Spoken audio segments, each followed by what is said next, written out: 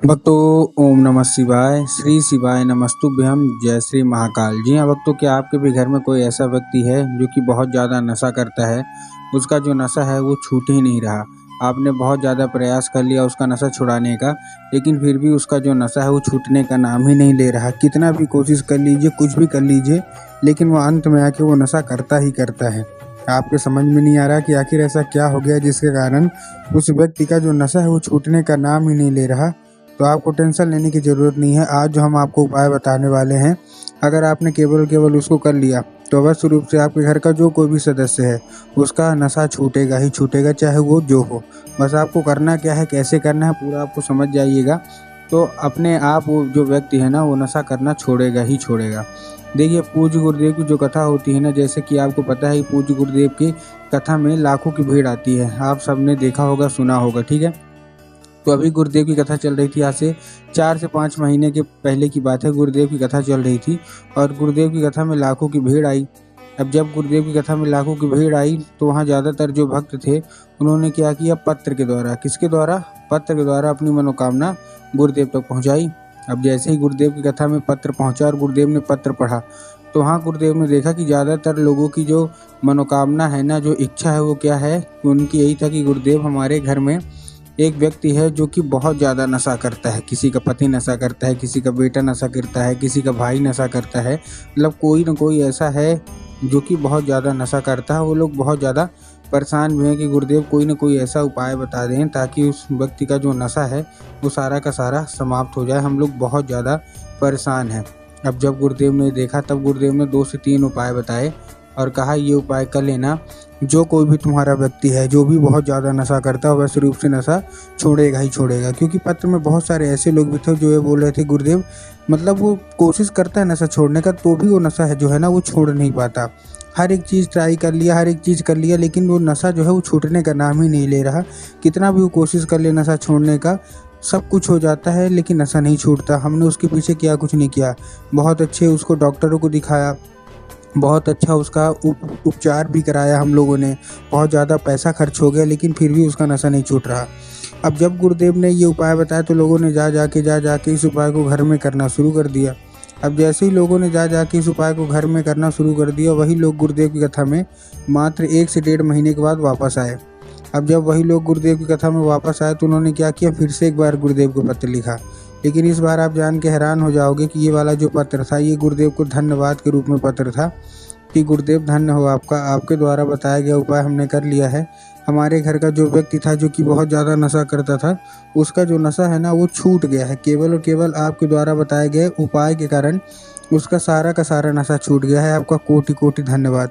तो देखिए, जो लोग भी मेरी आवाज़ सुन रहे हैं ना, अगर आपको भी जानना है कि आखिर ऐसा कौन सा उपाय है जिसको करने मात्र से जो नशा होता है वो सारा का सारा छूट जाता है मात्र 1 से 1.5 महीने के अंदर, तो चलिए हम बताते हैं आपको आज की इस वीडियो के माध्यम से कि आपको करना क्या है।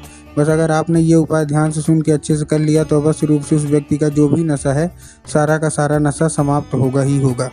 देखिए, लेकिन उससे पहले चैनल पर अगर पहली बार आए हैं तो वीडियो कर दें लाइक और चैनल को भी कर लें सब्सक्राइब, ताकि पूजनीय पंडित प्रदीप जी मिश्रा के रोज़ नए नए उपाय सबसे पहले आपको प्राप्त भी हो सके। ठीक, तो पहला जो हमारा उपाय है वो 3 काली मिर्च और 1 धतूरे का उपाय है। और ये उपाय आपको कराना किससे है, ये उपाय आपको उसी व्यक्ति से कराना है जो कि आपके घर में बहुत ही ज़्यादा नशा करता है। अब देखिए कराएंगे कैसे, ठीक है, उसके बारे में हम लोग चर्चा कर लेते हैं। इस उपाय के लिए आपको चाहिए क्या क्या। इस उपाय में आपको 3 काली मिर्च और 1 धतूरा चाहिए। अब देखिए, काली मिर्च और काली तिल में बहुत सारे लोग कंफ्यूज होते हैं कि काली मिर्च लेना है कि काली तिल लेना है। तब गुरुदेव ने साफ साफ बताया है कि आपको क्या लेना है, आपको लेना है काली मिर्च। ठीक, काली मिर्च ले लिए। उसके साथ आपको और क्या चाहिए, उसके साथ आपको 1 धतूरा। तो 3 काली मिर्च और 1 धतूरा ले लिया। उसके बाद आपको उसी व्यक्ति को दे देना है जो कि आपके घर में बहुत ज़्यादा नशा करता है। ठीक, दे दिया। देने के बाद उसको क्या बोलना है कि दक्षिण दिशा में खड़ा हो जाए और उत्तर की ओर चेहरा कर ले। जब शिव मंदिर वो पहुंच जाएगा तो उसको यही बोलना है कि दक्षिण दिशा में खड़ा हो जाए और उत्तर की ओर अपना चेहरा कर ले। अब देखिए, दक्षिण और उत्तर में भी बहुत सारे लोग कंफ्यूज होते हैं कि दक्षिण क्या है, उत्तर क्या है, हमको थोड़ा साफ साफ बताओ। तब गुरुदेव ने साफ साफ बताया कि आप जिस भी शिव मंदिर जा रहे हैं उस शिव मंदिर में जिधर साइड जलाधारी होगी आपको अपना चेहरा उधर साइड करके खड़े हो जाना है। ठीक, खड़े हो गए। खड़े होने के बाद आपको क्या करना है, एक नाम लेके, महादेव का बहुत ही सुंदर सा नाम है श्रम्भेश्वर महादेव। तो बस आपको करना क्या है, आपको श्रम्भेश्वर महादेव का नाम लेके उन्हीं का स्मरण करके आपको चुपचाप क्या कर देना है, आपको अर्पित कर देना है बस।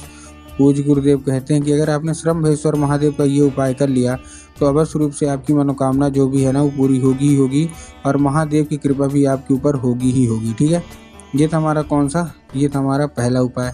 अब हम चलते हैं अपने दूसरे उपाय की ओर। अब देखिए दूसरे उपाय में आपको करना क्या है। इस उपाय में आपको सिंपल सा बता रहा हूँ, इस उपाय में आपको चाहिए क्या क्या। इस उपाय में जितने भी महिलाएं हैं जिनका पति नशा करता है, जिनका बेटा नशा करता है, जिनका भाई भतीजा भांजा या घर का कोई भी सदस्य नशा करता है, वो लोग को ये उपाय करना है। अब कैसे करेंगे उपाय, चलिए वो भी बताते हैं। इस उपाय में सबसे पहले उपाय में आपको क्या चाहिए, 1 लोटा जल। 1 लोटा जल के साथ आपको चाहिए 2 से 3 बूंद गंगा जल, और 2 से 3 बूंद गंगा जल के साथ चाहिए आपको 3 बेलपत्र। फिर बता रहा हूँ क्या क्या चाहिए, 1 लोटा जल, 2 से 3 बूंद गंगा जल और 3 बेलपत्र। अब देखिए जो 1 लोटा जल है, सबसे पहले तो तांबे के लोटे में जल होना चाहिए। पहली चीज़ आपको ये ध्यान रखना है, ठीक, तांबे के लोटे में जल ले लिया। उसके अलावा बहुत सारे लोग क्या करते हैं ना कि स्टील के लोटे में लेते हैं, जो कि गलत है। तो आपको स्टील के लोटे में ही लेना, आपको तांबे के लोटे में लेना है। ठीक, ले लिया तांबे के लोटे में।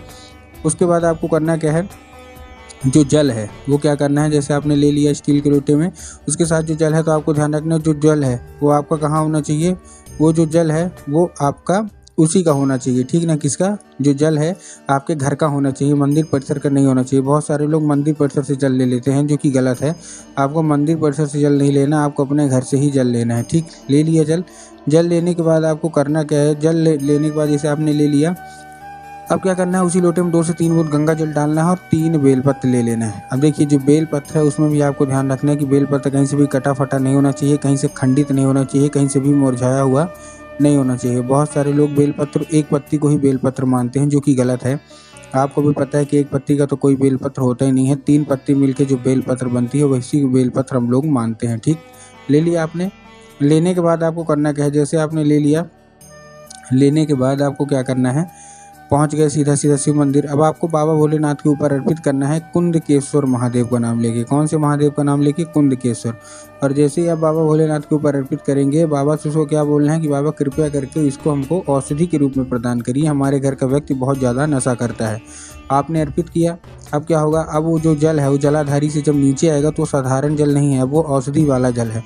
तो आपको किसी भी दूसरे पात्र में, कोई भी कटोरी हो, ग्लास हो, आपको क्या कर लेना है, चुपचाप आपको भर लेना है। ठीक, भर लिया। भरने के बाद आपको करना क्या है, जैसे आपने भर लिया, भरने के बाद आपको क्या करना है, उसको लेके आ जाना है घर। अब जो जल है वो आपको उसी व्यक्ति को पिलाना है जो कि आपके घर में नशा करता है। अब देखिए अगर साधारण रूप से पीता है तो अच्छी बात है, लेकिन अगर पीने में आनाकानी करता है तो आपको क्या करना है, आपको उसको मतलब चुपके से पिलाना है। कैसे, जब भी वो पानी पीने को मांगे, चाय पीने को मांगे, तो आपको उसको पिलाना है। पूज्य गुरुदेव कहते हैं कि अगर आपने इतना ही कर लिया तो अवश्य रूप से उसका जो नशा है, सारा का सारा नशा समाप्त तो होगा ही होगा। तो उम्मीद करता हूँ आज का उपाय समझ में आ गया होगा।